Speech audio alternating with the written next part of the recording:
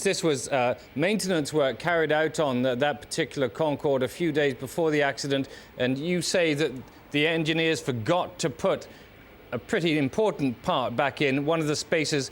That plus the problem with the brakes caused the plane to fly in a lopsided manner. It wasn't the fire that caused the accident. No, I won't say there is one cause. There is many causes of the accident. Because if we look closely to the FDR, we can see that the longitudinal trim is not set properly. It's set at 2.0 instead of 2.5. Okay, I'm going to stop it there, Mr. Chauve. I have to stop you there because the Concorde here in London is about to take off. It's on its final approach. We'll talk to you again later. For the moment, thank you very much. Let's go over now to our science correspondent, Tom Heap, who's at Heathrow with that Concorde. And there she is, Tom. Well, as you can see, she's just at the very start of the runway. Probably be a few moments there, just making final checks to the engines before taking up on this flight, which is really, if you like, the first time that it's had to regain its airworthiness certificate since 1976, when Concorde first got permission to fly as a passenger airliner, carrying people over the skies of Britain and the world. Christopher Oberlaw, at this point, how important is this flight to, if you like, the whole future of supersonic travel? Well, the main thing that has to be proved is that Concorde really is safe. The modifications to make it safe are being carried out. The next thing we've got to do is to make sure that the modifications work effectively. And that's really what that flight is all about. Confidence building, verification in the system. Now we're looking here at the rear of Concorde, the actual engines. When they actually fire up, will we actually see anything out of there? Is there a sort of visual clue here? Absolutely. Any moment now we'll see the reheats light up, and there'll be 4 glows from one from each of the engines. And from then on, the acceleration starts.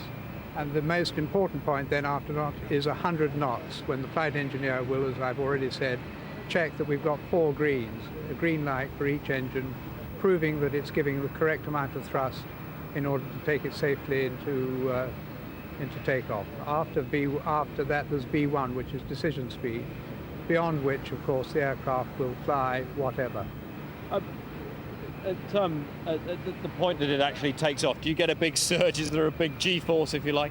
No, not especially. The rotate speed is approximately 190 knots, 220 or so miles per hour. It's quite a gentle rotation, normal rotation compared to subsonic aircraft. It'll rotate up to about 13 degrees above the horizontal.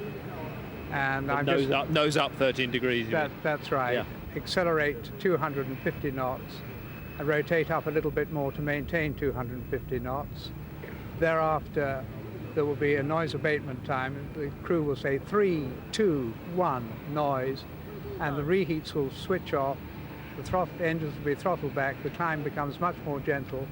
And from this runway in particular, there will be a right turn after takeoff to take it back to the west and out towards the Atlantic. And that's one of the distinctive things about Concorde over, if you like, other modern aircraft. Because it was designed now a while ago, you really have to fly it. It's not all done by computer.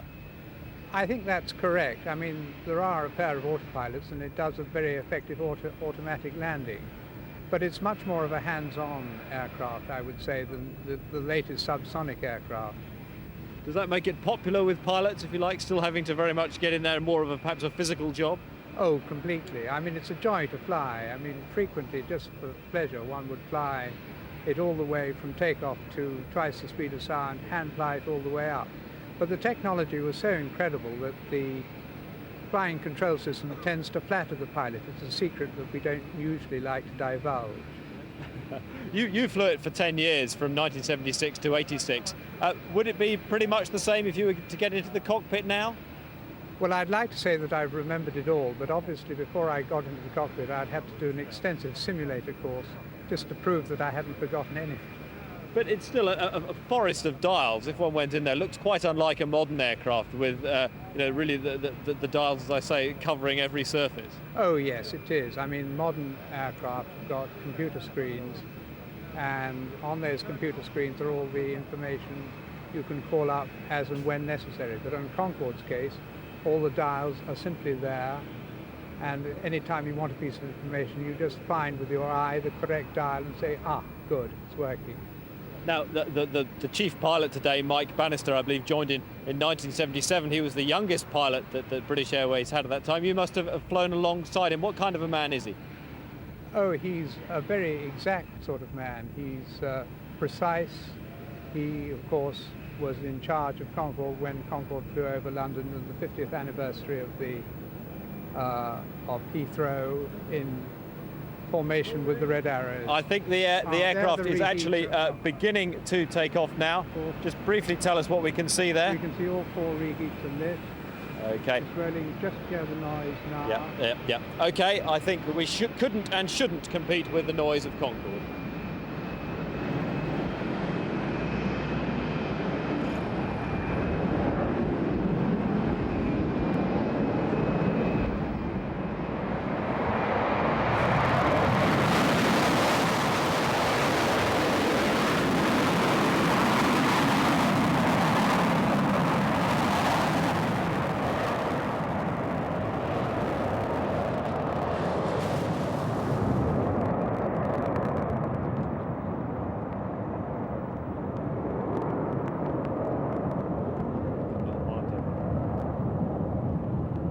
Well, Concorde disappearing off into the clouds on what is the first supersonic airliner to have left Britain in nearly a year.